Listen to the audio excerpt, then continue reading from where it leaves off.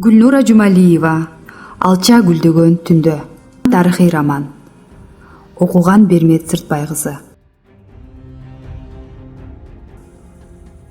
Биринчи бөлүк. Заакын коштогон күндөр.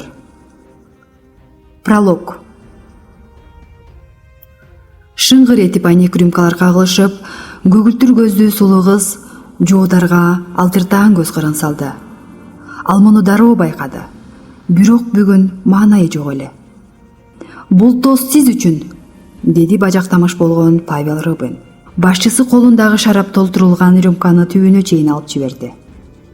Жоодар тынчы кетип, саатын улам-улам карай берди. 7 ноябрга чейин 100дөн ашык киши атууга кетмек. Өкүмдү аткартуу жана атылгандардын сөөгүн көмүү иштерин уюштуруу ага жүктөлгөн эле. Кыйын тандоонун алдында турду. Атууга кетип жаткандардын арасында өзүнүн бир кездеги жакшы тааныштары да бар болчу.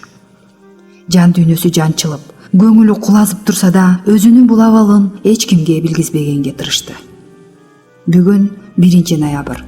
Анын туулган күнү болчу. Албетте, болжолдуу гана. Себеби Жолборс жылында күздүн суук күндөрүндө төрөлгөнүн апасы бир ирет айткан эле.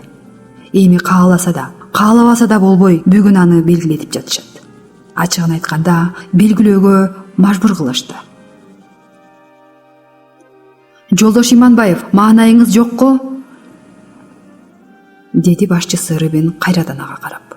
Алар эс алып отурган Фрунзенин четиндеги дачанын кенен бөлмөсүнөн 10 чакты кызматкер Рыбиндин өтүнүчү боюнча сыртка чыгышты. Адегенде бош бөтөлкөлөрдү тизип, бута оюн курушту. Бир маалда Рыбин «Федя» деп кыйкырды. «Угуп жатам, жолдош майор», деп чуркап келди эң жаш кызматкер Федор Антонов. «Ме, бул алманы алгындагы тетигинде барып тур», деди Павел ага башкача, сырдуу карап. Ал 200 метрдей алыстай түшкөн эле. Рыбин менменсинип, «Төбөңө кой», деп буйрук берди. Ошол жердеги Жоодар баштаган НКВДнын кызматкерлери сестенип туруп калышты. «Кана, азыр биздин туулган күн ээси сонун тамаша көрсөтөт», деди кызып калган башчы ырсаңдай күлүп Жоодар. «Сизди эң кыйын көзгө таар деп угам. Кана, өнөрүңүздү бир көрсөтүңүзчү». Жоодардын кыжыры кайнап турду. Жаңы башчы келери менен анын жанын тындырбай, күн сайын бир шылтоо менен кысым кылып эзип бүттү. Мурдагы жетекчиси Головкин өз ишин мыкты билген адилет адам эле. Бул болсо таптакыр башкача чыкты. Жээк жатчыл, айтканын аткарбасаң өч алгыча жаны тынбай турган кекчил неме экен. Советтер Союзунун НКВД системасында эч ким айтпаган, бирок баары билген бир катмар бар эле. Кызматтын өзөгүн ошолор ээлеп алышкан. Алардын айрымдарын НКВДнын кызматкерлери өздөрү да жек көрүшчү. Айрымдарынан ачык эле коркуп турушчу. Бул кызматтарга көп учурда билимсиз, буйрукка гана баш ийген, жетекчиге көз каранды адамдар дайындалчу. 30-жылдары мындай көрүнүш кадимкидей эле көнүмүшкө айланган. Рыбин дал ошол катмардан чыгып, мен деп калган эркулдардын бири болчу. «Жолдош майор, бул кызматтык ишибизге каршы келет», деди Жоодар ачуусун билгизбей. «Ну, биз ойноп жатпайбызбы? Бул жер иш эмес», деди Рыбин мыскылдуу. «Болбойт», деди Жоодар кескен. «Сиз менин буйругумду аткаруудан баш тартасызбы, жолдош Иманбаев?» «Жок, мен адамды бута кылып ойнобойм». «Сиз өзүңүзгө ишенбей турат окшойсуз». Жоодар унчукпады. Рыбин басып келип, белинде тагылган тапанчасын алып ага сунду. «Атыңыз, бул буйрук». Рыбин бүгүн көңүл ачуу үчүн ээчитип келген жанагы көгүлтүр көздүү сулуу кыз Жоодарды эмне кылар экен дегендей кызыга карап турду. Жигит жетекчисинин колунан тапанчаны алды да башына алма коюлуп калчылдап турган Антоновду көздөй атып жиберди. Алма бытырап бөлүндү. Федор коркконунан калчылдап бүктөлүп эңкейе калды. «Мынакей!» деди Рыбин кытмыр жылмайып, анан кол чаап. Эң сонун эле атат экенсиз. Ошол окуядан кийин 3 күн өтпөй жоодарды камакка алышты. 1 бөлүм. Баракта жазылган сүйүү каты. Камак демекчи жоодардын эң жакын досу белгилүү акын Зияш да быйыл 1937 жайында кармалып, Казакстандын кеңирсиген кең талаасындагы Караганда эмгек түзөтүү абагына 10 жылга кесилген. Аны эң жогорку жазага тарттырбай, 10 жылдык абакка алмаштыргандагы ушул чекист досу жоодар эле. Ортодогу чиеленишкен тагдыр аларды акыры ушул жолго салды. Болбосо Зияш чөптөн башкага зыяны тийбеген. Ак көңүл, акын минтип абакта зарыгып отурмак эмес. Эми минтип жапыш шыптуу баракта чубалган чулгоосун чечип, суу болгон чокоюн желпеген буржуйка деп аталчу мешке жакын жайып, оюна кылттай калган ырсабын жазууга камынды. Буржуйка дегендин меш деген эле аты болбосо пайдасы деле жок. Зияшка окшогон туткундар күндүз каап арыган, сууктан турулуп кесилип бүткөн колдору менен мындан бир нече чакырым аралыктан атайын барактарды жылытуу үчүн кыйып келген камыштарды оп тартып алат. Аларды шатыр-шутур күйгүзөт да жалп өчөт. Бөлмөнүн нымдуу жытына киреэлден кечке бел тартпай иштеген адамдардын теринин жыты аралашып, барактын саңырсыган жытына ит байласа тургуса балды эле. Зияш алдына саман төшөлүп, үстүнө тамтыгы кеткен матрас салынган 2 кабаттуу жатуучу нардын баш жагына катып койгон калеми менен кагазын алып чыкты. Дагы жакшы, сыз жерде жатпаганына. Быйылкы кыш түзөтүү лагериндегилер үчүн эң эле тынчы жок мезгил болду. Түн ортосунда же таңга маал тарсылдай атылган мылтыктын үндөрү кулакты жарып, атууга кетип жаткандардын өлүм алдындагы ачуу кыйкырыктары кадимгидей угулуп турат. Саясий туткундардын саны ушунчалык көбөйгөндүктөн барактардагы нарлар жетишпей, сызда жаткандар андан да көп болчу. Бирок Зияш жашаган баракка азырынча нарлар жетиштү. Жаңы эле колго калемин алган кезде аны эле аңдып отургансып 2 күзөтчү кирип келди. Зияш калемин дагы, кагазын дагы ката албай калды. Аны кармап кетишти. Күнөөсү уктоо саатында калем алып кат жазып жатканы болчу. Мылтыктын кундагы менен желкеге түрткүлөп дегдеңдете айдап бара жаткан күзөтчүлөрдүн бири ага тааныш жол менен алып жөнөдү.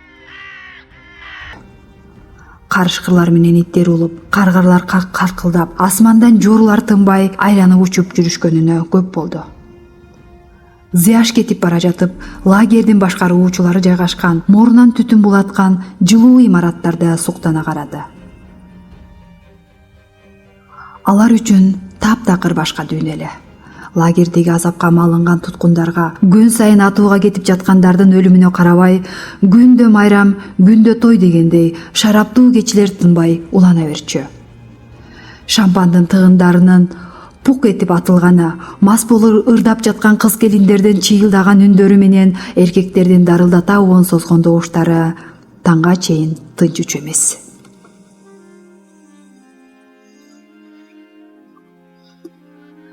Сурака алчу бөлмөдө алагүү болуп бир топ эле кызып калган тергөөчү Куропаткин отуруптур. Ал столунда турган лампанын жарыгын Зияштын көзүнө чачырата жылдырып койду. Гражданин Жуматаев, бул кайра эле сенби? Деди ал Зияшты жакшы тааныгандыктан таңыркай күлүмсүрөп, оозунан ичимдиктин жыты бур этти. Зияш унчукпады. Курап күлүмсүрөөсү кээкерге айланды. Кана, бул жолу дагы эмнени жазып келип мени таң калтырасың? Сүйүү каты, деп кыска жооп берди Зияш. Обу жоктонбо деп нече ирет эскерткенмин. кат, калем алууга сага тыюу салынган. Же жаза мөөнөтүңдү узартып, дагы 10 жыл кошуп берейинби? Кайсы күнөөм үчүн? Деди туткун жай гана. Анын мындай тоготпогондой мүнөзүнө Куропаткиндин кыжыры келип, үстөлдү муштап жиберди. Анда турган мойну кууш айнек графиндеги суу чайпалып төгүлө жаздады. Тергөөчүнүн ачуусу күчөп, үстөлдү айланып өтүп келди да, отургучта отурган туткунду жакасынан бурдай кармап, жулкулдатып кирди. Бери кара сен, күнөөң бар үчүн ушул жерде отурганыңды унутуп салдыңбы, Кемпай? Зияш бир колу менен тергөөчүнүн бетине чачырап кеткен шилекейин арчыды. Бүгүн түнү атылчуларга кошуп аттырып салайынбы, я? Ансыз да абакта бош орундар жетишпей кыйналып жатабыз. Дал ушул тушта сырттан күзөтчү башпакты. Жолдош Кенже лейтенант, сизди комендант тез келсин деп чакыртып жатат. Куропаткин заматта соолуга түшкөндөй күрөң гимнастеркасын оңдоду да туткунду бар күчү менен түртүп жиберди. Ошондон кийин темтеңдей басып сыртка чыга жөнөдү. Мас болуп турган неме оор темир каалганы ача албай, алык уруп, тырмалап саамга буйдала калды. Муну байкаган күзөтчү илбереңки кыймылдап ачып бере салды. Муну эмне кылайын деди. Ал отургучта бүрүшүп отурган Зияшка ийик жаңсап. Карцерге 3 күн тыгып чышта. Сүйүү катын жазганын көрөйүн. Ушинтип булдуруктаган Куропаткин тегерек калканыштардын ортосунда үлбүрөп араң жарык чачкан лампочкалары бар күңүрт коридордон узап кетти. Карцердин зылдай оор эшиги ачылып, күзөтчү аны түртүп киргизди да ачкычтарды шылдыратып, бекитип жок болду. Бүгүн эмнегедир карцерде өзүнөн башка жан киши жок экен.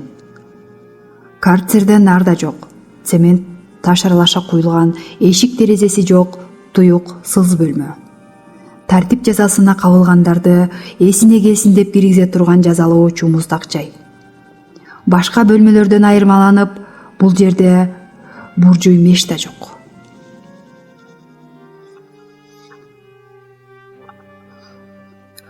Бир аздан кийин катуу үшүгөн Зияш денесинин калтыраганын баса албай калды. Тизелери тизелерине тийбей, тиштери шакылдап чыкты. Тоңу бөлбөстүн жандалбасын кылып, ары бери баса баштады. Тергөөчү Куропаткин аны жакшы таанучу.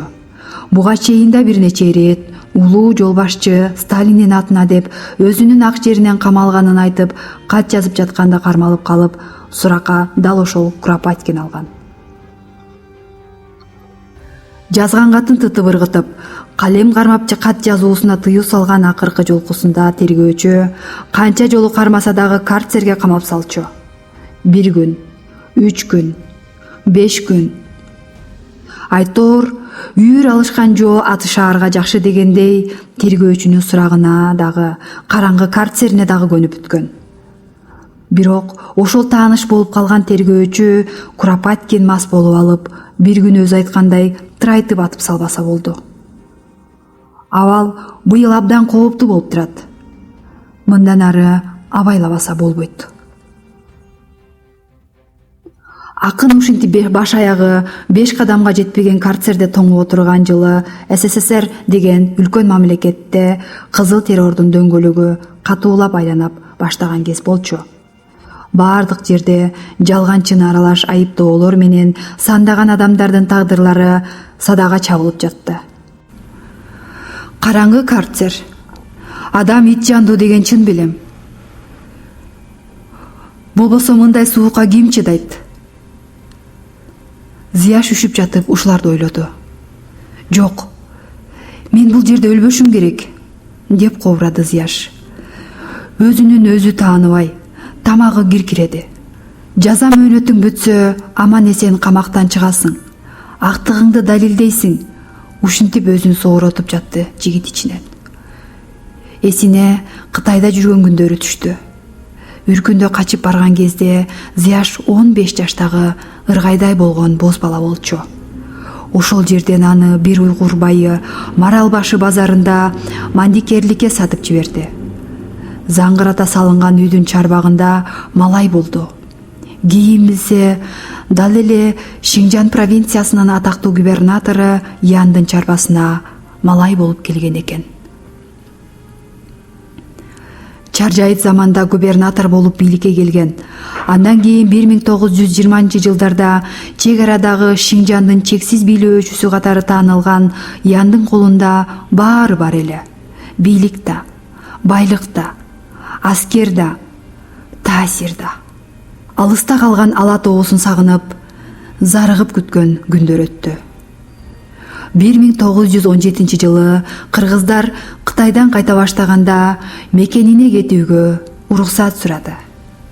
Бирок малайлыкка сатылып келгенин эскертишип, ага кетүүгө уруксат беришкен жок.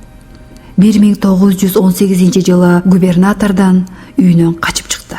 Келгенден кийин Кон кеңеш өкмөтүнө ак тилден кызмат кылып, бели менен арты менен адегенде Нарын кантонунда иштеп калды.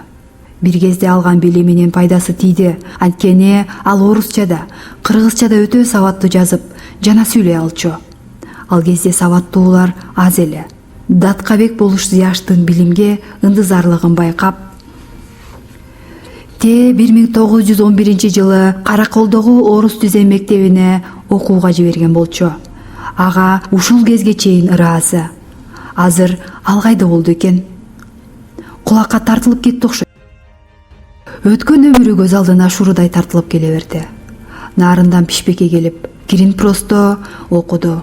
Кийин атайын жолдомо менен Ташкентке окууга кетти. Ушул кезге чейин кимге жакшылык кылды, кимге жамандык кылды, кайсы жерден жаңылды, эмнегедир бул жолу карцерде жатканда ушуларды ойлоду. Ырас, Кытайга качып барып келгеним чын. Ооба, губернатор Янга кызматчы болгонумду дагы танбайм. Бирок мен өз жеримге кайтып келгенде коммунисттик партия үчүн ак тилден кызмат өтөдүм эле го. Эмне үчүн анда азыр ушул Караганда дагы абакта зарыгып отурам? Адилеттик кайда? Зияш абакка камалган 7 айдан бери көкүрөгүн өйүп келген ушул суроого жооп таппай кыйналып жатты. Суроосунун жообу таптакыр башка жакта эле. Анын абакта калышынын түйүнү башка жакта катылган болчу. Анын тагдырын кескин өзгөрткөн бул окуялардын башаты туура 8 жыл мурда 1929-жылы Ташкенттен башталган эле. Окуялардын учугун шашпай чуап, ошол аптаптуу 1929 толук бойдо кайтып баралы эми.